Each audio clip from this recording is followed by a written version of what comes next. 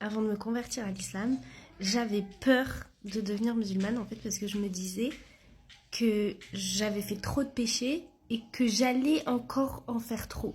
Parce que quand je me suis convertie, je me voyais pas faire la prière, je me voyais pas arrêter de manger du porc, je me voyais pas arrêter d'écouter la musique, je me voyais pas arrêter de parler à des hommes, je me voyais pas.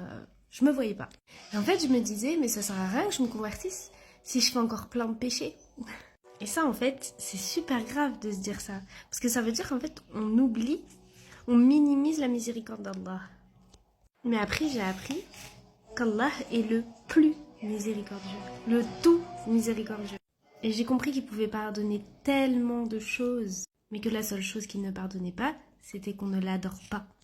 Il y a une histoire qui a été rapportée de plein de savants qui dit qu'en gros, il y a un homme, il avait jamais fait de bonnes actions de sa vie, hormis adorer Allah, seul et sans associé, donc à part le monothéisme. Il n'avait jamais rien fait de bien dans sa vie, que des péchés.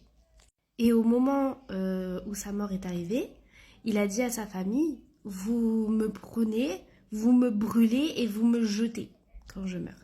Au moment où il est arrivé devant Allah, Allah il lui a demandé, mais pourquoi tu as fait ça? Et il a dit, par peur de toi. Parce qu'il croyait qu'il n'allait pas être pardonné par Allah. Et Allah, il l'a pardonné. Allah l'a pardonné alors qu'il n'avait jamais fait aucune bonne œuvre. Il avait fait que des péchés. Mais comme il a toujours adoré Allah, seul et sans associé, alors il lui a pardonné. Subhanallah. En fait, maintenant j'ai compris qu'Allah, il nous a créés pécheurs. Il ne nous a pas créés parfaits. Nous ne sommes pas censés être parfaits. Nous ne pouvons pas, d'ailleurs, être parfaits. Il a créé les anges dans l'incapacité de lui désobéir, mais nous, les êtres humains, il nous a créés en sachant pertinemment qu'on allait lui désobéir. Donc, un être humain qui ne commet aucun péché, ça n'existe pas. Ça n'existe pas. Donc, il ne faut surtout pas oublier la miséricorde d'Allah. Allah peut tout nous pardonner à partir du moment où nous sommes sincères dans notre repentir et que nous avons fait de notre mieux et que nous avons adoré Allah uniquement.